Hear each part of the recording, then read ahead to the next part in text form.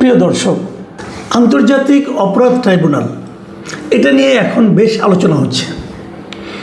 এই আন্তর্জাতিক অপরাধ ট্রাইব্যুনালে যখন আওয়ামী লীগ ক্ষমতা ছিল, মানে শেখ হাসিনা সরকার যখন ক্ষমতা ছিল, তখন তারা যুদ্ধাপরাধীদেরকে বিচার করত এবং এর মাধ্যমেই অনেক জামাতে ইসলামের শীর্ষ পর্যায়ের অনেক নেতাকে কিন্তু ফাঁসিতে ঝোলানো হয়েছে। বিএনপি নেতা সালাউদ্দিন কাদের চৌধুরীকেও এই মামলাতে, এই আদালতের মাধ্যমে, এই ট্রাইব্যুনালের মাধ্যমেই ওনাকেও মৃত্যুদণ্ড দেওয়া হয়েছে এবং ফাঁসিতে ঝুলানো হয়েছে, মৃত্যুদণ্ড কার্যকর করা হয়েছে।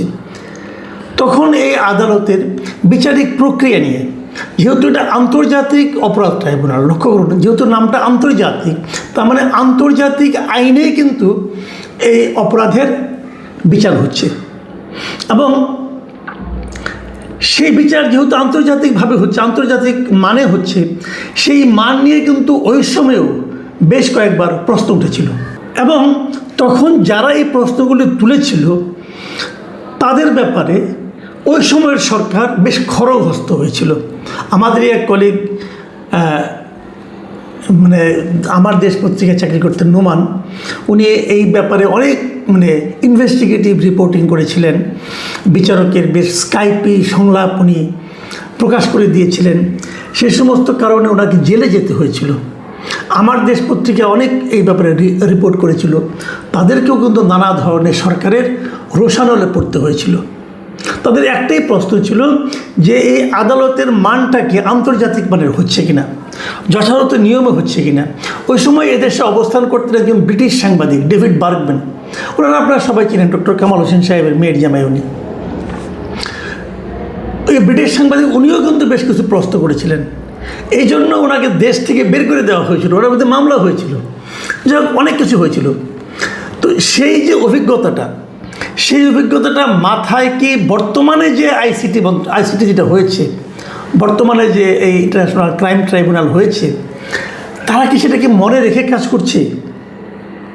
এই প্রশ্নটা আমার কাছে এই মুহূর্তে জরুরি মনে হচ্ছে। তারা কি ওই যে অভিজ্ঞতাটা, আগে যে বদনামটা হয়েছিল এই ট্রাইব্যুনালকে নিয়ে, সেই বদনামটাকে অ্যাভয়েড করার চেষ্টা করছেন? আমার কিন্তু মনে হয় না। বরঞ্চ আমার এটাও মনে হয় যে তারা অনেক ক্ষেত্রে তাদের চেয়েও বরং বেপরোয়া মনে হচ্ছে এদেরকে আমার কাছে। আন্তর্জাতিক রীতিনীতি মেনে চলার ক্ষেত্রে এরা যেন আরও বেশি বেপরোয়া, আরও বেশি আপনার গুরুত্বহীন ভূমিকা পালন করছে বলে আমার কাছে মাঝে মাঝে মনে হচ্ছে। দেখুন, এরই মধ্যে আমি আপনাদের দুটো ঘটনা বলি। এক নম্বর হলো, এই যে ওই সময় যিনি সমালোচনা করেছিলেন ডেভিড বার্গম্যান, উনি কিন্তু এখন আবার এবারও সমালোচনা করছেন। এখন যে জিনিসটা হচ্ছে, এখন যেভাবে চলছে, এটা নিয়েও কিন্তু উনিও সমালোচনা করছেন। উনি অনেকগুলি প্রশ্ন কিন্তু বিভিন্ন সময় তুলেছেন, ওনার এক্স হ্যান্ডেলে উঠেছে, উনি বিভিন্ন লেখালেখি করেছেন, ফেসবুকে উনি পোস্ট দিয়েছেন। আমার ধারণা আপনাদের চোখে পড়ার কথা, বিভিন্ন বাংলাদেশের পত্রপত্রিকাতেও উনি লেখালেখি করেছেন এটা নিয়ে, যে কিন্তু আন্তর্জাতিক মানের বিচার কিন্তু এখন হচ্ছে না। কতগুলি প্রশ্ন উনি করেছেন, যেমন অনেক বলেছিলেন যে অনেকগুলি মামলা এগুলি প্রমাণ ভিত্তিক নয়, বরঞ্চ রাজনৈতিক প্রভাবিত। উনি সর্বশেষ যেটা দেখলাম কালকে, যে উনি একটা এক্স হ্যান্ডেল একটা দিয়েছেন, সেখানে উনি বলেছেন যে আপনার আসামি পক্ষের যিনি আইনজীবী হবেন আর কি, তার কাছে তো আসামির বিরুদ্ধে যে অভিযোগগুলো, এই অভিযোগগুলো কিন্তু একটু আগে পৌঁছাতে হবে, না হলে উনি কীভাবে অভিযোগের ভিত্তিতে ওনার যুক্তিতর্ক স্থাপন করবেন। যেমন একটা মামলার কথা বলেছেন, বোধহয় 3 তারিখ না 4 তারিখে হবে যেটা শুনানি, সেটার কপি, তদন্ত রিপোর্ট এবং সার্টিফাইড কপি এখনও নাকি ওই আসামির যিনি আইনজীবী তার কাছে পৌঁছাই নাই। তাহলে কীভাবে হবে? এইভাবে অনেক কথা বলেছেন উনি। কিন্তু এইগুলোর পাশাপাশি যেটা সবচেয়ে বড় কথা, যেটা নাকি আন্তর্জাতিক পর্যায়ে এই আইসিটির গ্রহণযোগ্যতা নিয়ে প্রশ্ন উঠবে বলে আমি মনে করি, সেটা হচ্ছে ইন্টারন্যাশনাল হিউম্যান রাইটস ওয়াচ যেটা আছে, ইন্টারন্যাশনাল যে অর্গানাইজেশন, এই হিউম্যান রাইটস ওয়াচের যে প্রতিবেদন, যেটা নাকি গতকালকে তারা প্রকাশ করেছে, সেখানে তারাও বলেছে একই কথা। তারা বলেছে যে আইসিটি আন্তর্জাতিক আইনি মানদণ্ড বজায় রাখতে ব্যর্থ হচ্ছে। এখনও তো শেষ হয় নেই, ব্যর্থ হচ্ছে। এই আদালতে কিন্তু এরই মধ্যে আমরা জানি যে 6টা বিচার হয়ে গেছে কিন্তু, হাসিনা সরকারের পতনের পর নতুন করে যে ট্রাইব্যুনালটা গঠন করা হয়েছে, ট্রাইব্যুনালের আওতা বাড়ানো হয়েছে, এই আদালতে এরই মধ্যে 6টা মামলা শেষ হয়েছে এবং সেই 6টা মামলায় 62 জনকে দোষী সাব্যস্ত করা হয়েছে। এর মধ্যে শেখ হাসিনা সহ 42 জনের বিচার হয়েছে তাদের অনুপস্থিতিতে, মানে 42 জন বিচারের জন্য উপস্থিত ছিল না, তাদের অ্যাবসেন্সে বিচার হয়েছে এবং সব মিলিয়ে 16 জনকে অলরেডি মৃত্যুদণ্ড দেওয়া হয়েছে এরই মধ্যে। কিন্তু এখন আন্তর্জাতিক যে সংগঠনগুলো তারা বলছে যে এই আদালত আন্তর্জাতিক আইনি মানদণ্ড বজায় রাখতে ব্যর্থ হচ্ছে। তাহলে লাভ কি? আপনি রায় দিলেন, যে 16 জনকে রায় দিয়েছে তাদের মধ্যে অনেকেই দেশের বাইরে আছে, তাদেরকে আপনি হাতের কাছেও পাচ্ছেন না, মানে রায় বাস্তবায়নও করতে পারছেন না। রায় দিয়ে এক ধরনের আমোদ অনুভব করছেন যে আমি দিয়ে দিয়েছি, আমি তাদের বিরুদ্ধে ফাঁসির রায় দিয়ে দিয়েছি। কিন্তু বিপরীত দিকে আন্তর্জাতিক অঙ্গনে এই আদালতের মানে আইনি যে মানদণ্ডটা, সেই মানদণ্ড নিয়ে প্রশ্ন উঠছে। তাহলে লাভ কী হলো? আপনি কী অর্জন করলেন? দেখুন, হিউম্যান রাইটস ওয়াচ কী বলেছে? ওনারা যেটা বলেছেন যে এই যে ব্যর্থতা, আন্তর্জাতিক আদালতের যে ব্যর্থতাটা, এই ব্যর্থতার কারণে ভুক্তভোগীদের ন্যায় বিচার থেকে বঞ্চিত হওয়া, আইনের শাসন ক্ষুণ্ণ হওয়া, মিথ্যা অভিযোগে রাজনৈতিক প্রতিপক্ষকে কারারুদ্ধ করা এবং অতীতের মতো মানবাধিকার লঙ্ঘনের ঘটনার পুনরাবৃত্তি ঘটার ঝুঁকি তৈরি হচ্ছে। দেখেন, ওনাদের ভাষা কিন্তু কূটনৈতিক, কিন্তু তার মধ্যে দেখেন কতগুলি ইঙ্গিত কিন্তু হচ্ছে। আমি শেষ এই বাক্যের শেষ পার্টটা একটু পড়ি আপনাদের, আবার বলি। সেটা হলো, অতীতের মতো মানবাধিকার লঙ্ঘনের ঘটনার পুনরাবৃত্তি ঘটার ঝুঁকি তৈরি হয়েছে। আমি এই বঙ্গ অনুবাদটা নিয়েছি প্রথম আলো থেকে, প্রথম আলো বঙ্গ অনুবাদের উপর আমি নির্ভর করি, কাজে আমি সেটার ওই ভাষাটা আমি পড়ছি। তার মানে তারা বলতে চাচ্ছে যে অতীতেও কিন্তু এই ধরনের মানবাধিকার লঙ্ঘিত হয়েছে এই আইসিটির মাধ্যমে, এই ইন্টারন্যাশনাল ক্রাইম ট্রাইব্যুনালের মাধ্যমে অতীতেও কিন্তু মানবাধিকার লঙ্ঘিত হয়েছে। তার মানে যারা আগের আওয়ামী লীগ আমলের যে আইসিটির রায়গুলো, সেগুলো নিয়ে যারা সন্দেহ পোষণ করেছেন, এরাই কিন্তু করেছে, তারাও এটাকেও আগের সঙ্গে তুলনা করছে। তাহলে আমাদের লাভটা কী হলো? আমরা তো বলেছিলাম যে আওয়ামী লীগ আমলে বিচার বিভাগের স্বাধীনতা ছিল না, সরকারের কথা অনুযায়ী, সরকারের ইচ্ছা অনুযায়ী, সরকারের পছন্দ অনুযায়ী বিচার বিভাগ চলতো। আর এখনও একই কথা যদি বলে ইন্টারন্যাশনাল বিভিন্ন অর্গানাইজেশন, তাহলে এখনও তাহলে একই চলছে। তাহলে আওয়ামী লীগ সরকারকে পাল্টে আমাদের লাভটা কী হলো বলুন? এটা কিন্তু একটা বেসিক প্রশ্ন। মানুষ কিন্তু তুলনা করবে, আপনি যেই হন না কেন, আপনি যত সহজ সরলভাবে চলাফেরা করেন, আপনি যত বড় বড় কথা বলেন, যত স্বপ্নের কথা শোনান, যত প্ল্যানের কথা শোনান, মানুষ দিন শেষে তুলনা করবে। মানুষ বলবে ওরা কতটা খারাপ ছিল, আপনি ওই খারাপ থেকে কতটুকু অগ্রসর হতে পারলেন, ওরা বিচার বিভাগের উপর কতটুকু নিয়ন্ত্রণ প্রতিষ্ঠা করেছিল, আপনি কতটা তার থেকে বিচ্যুত মানে সরে আসতে পারলেন। মানুষ বিচার করবে এবং সেই তুলনায় যদি আপনি অগ্রসর হতে না পারেন, তাহলে মানুষের সামনে আপনি দাঁড়াবেন কোন মুখে? আমি সরকারকে প্রশ্নগুলো করছি। আমি জানি আমাদের মতো সাধারণ মানুষের প্রশ্ন সরকার পর্যন্ত পৌঁছাবে না, এটা আমি জানি, আমি জেনেই প্রশ্নটা করছি। যদি বাই চান্স একজন শুনেন, তবু তো শুনলেন। দেখুন আরও কি বলেছে এই আপনার এই হিউম্যান রাইটস ওয়াচ, তারা বলেছেন যে জিনিসটা, যে মিথ্যা অভিযোগে রাজনৈতিক প্রতিপক্ষকে কারারুদ্ধ করা হচ্ছে। কি না হচ্ছে বলুন? রিসেন্টলি দেখলাম অনেক সাংবাদিককে আইসিটিতে ঢুকে এই ধরনের মামলায় আইসিটিতে নিয়ে যাওয়া হয়েছে, অনেক সাংবাদিকের বিরুদ্ধে। কেন?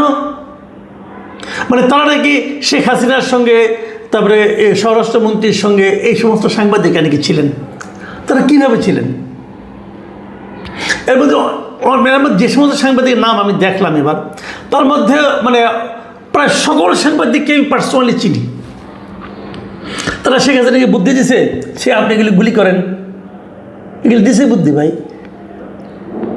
তো এদের বিরুদ্ধে আপনি আন্দোলনটা, এদের বিরুদ্ধে মামলাটা করে আপনি কী অর্জন করতে চান সেটা আমি বুঝতে পারি না। কিন্তু কাজ একটাই, এদেরকে আপনি জেলে রাখতে চান। কারণ এই মানে আইসিটির মামলায় হলে সাধারণত জামিন হয় না কারো, তো জামিন জেলে জেলে থাকবে। তো জেলে রেখে আপনিও তো শান্তি পেলেন যে ঠিক আছে জেল খাটাইয়ে দিলাম, কিন্তু লাভটা কী হলো আপনি বুঝান না আমারে। এই লোকগুলোর সঙ্গে যারা চিনে, এদেরকে যারা জানে, সমস্ত সাধারণ মানুষ, তারা কে এটাকে সমর্থন করবে? দেখলাম তো কতগুলি সাংবাদিকের নাম, এই যে জয় মামুন, তবে জাহিদুল হাসান পিন্টু, প্রভাস শামীম, আশিস সৈকত, এরা সবাই আমাদের বন্ধু বান্ধব, সবাইকে আমরা চিনি রে ভাই। এই আমি যে করে নাম উচ্চারণ করলাম, এরা সারা জীবন সাংবাদিকতা ছাড়া তার কোনো কাজ করে নাই। তো এদেরকে যে আপনি ঘরে বসাই দিচ্ছেন, এদের ঘর সংসার নাই, এদের জীবনযাপন নাই। যদি এরা, আপনারা যদি মনে করেন এরা আওয়ামী শাসনের পক্ষে কাজ করেছে, মামলা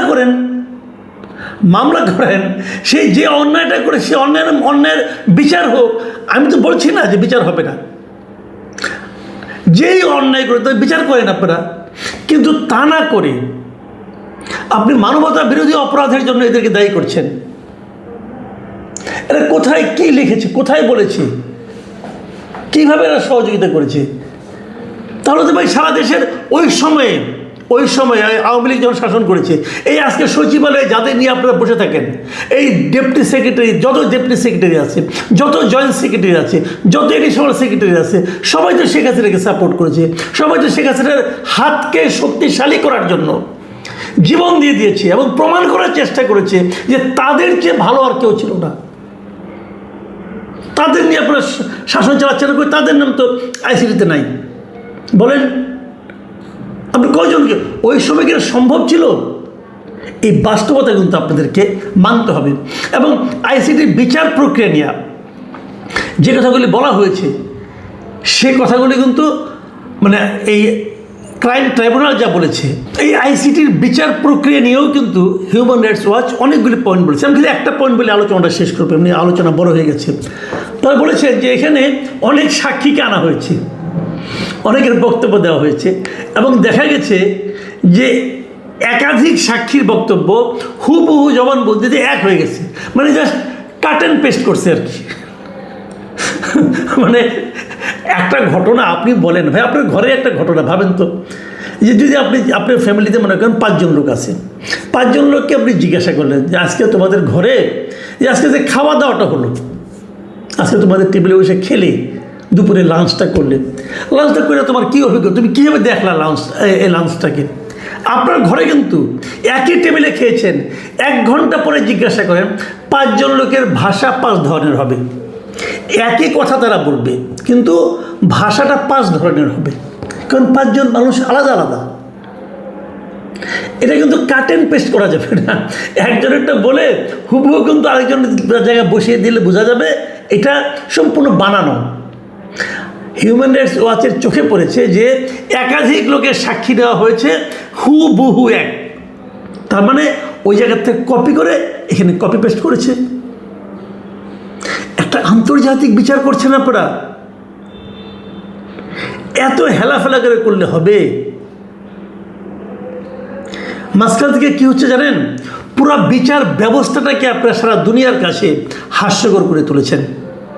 এমনিতে তো আমাদের জাতীয় পর্যায়ে আমাদের বিচার বিভাগ নিয়ে যা বলা বলি হয় বাইরে, শুনলে তো মানে মাথায় হেট হয়ে আসে।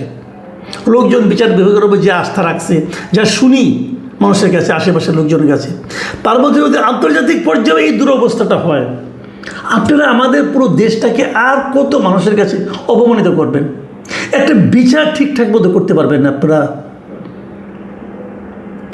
ঠিকঠাক মতো করেন, একজনকে ফাঁসি দিয়ে দিলাম, এটাই কি সাফল্য? একটা মামলায় আমি 100 জনকে আসামি করলাম, এটাই সাফল্য? আপনারা আসলে 100 জনকে ভোগান্তির মধ্যে ঢোকাতে চাচ্ছেন। যাদের বিচার হওয়া দরকার তারা তো আপনার ধরাছোঁয়ার বাইরে চলে গেছে, তাদের বিচার করেন, সুনির্দিষ্ট প্রমাণ থাকলে বিচার করেন, কোনো সমস্যা নাই। কিন্তু এই যে এত এত সাংবাদিক, এত এত কবি সাহিত্যিক, এত এত শিল্পী, সবাইকে বিচারে ঢুকাই দিচ্ছেন। দেখলাম এই বিচারে একটা বিচারে দেখলাম মোহাম্মদ জাফর ইকবাল আসামি। মোহাম্মদ জাফর ইকবালকে আসামি করে কার লাভ হয় এই দেশে? তার মানের একজন সাহিত্যিক, এই দেশের সম্পদ, তাকে আপনারা এই গণহত্যার আসামি বানাই দিচ্ছেন। প্রতিহিংসার কত দেখাবেন আপনারা? খুব আনফর্চুনেট। আমি মনে করি এটাকে গণতন্ত্র বলে না, গণতান্ত্রিক প্রক্রিয়া শুরু করেন। আমরা তো আশা করেছিলাম যে আমরা একটা অগণতান্ত্রিক ব্যবস্থা থেকে আমরা গণতান্ত্রিক প্রক্রিয়া চলে আসছি। আমরা আশা করেছিলাম আমরা একটা স্বাধীন বিচার বিভাগ পাবো, আমরা আশা করেছিলাম আমরা একটা আইনের শাসন পাবো। এবং আমাদের এই আশার সঙ্গে মিলিয়ে আমাদের প্রধানমন্ত্রী কিন্তু অঙ্গীকারও করেছেন। সেই অঙ্গীকারের বাস্তবায়ন আমরা দেখতে চাই, বাস্তবায়নের প্রচেষ্টা শুরু হয়েছে এটা দেখতে চাই। প্রিয় দর্শক, এখানে এতটুকুই। আল্লাহ হাফেজ।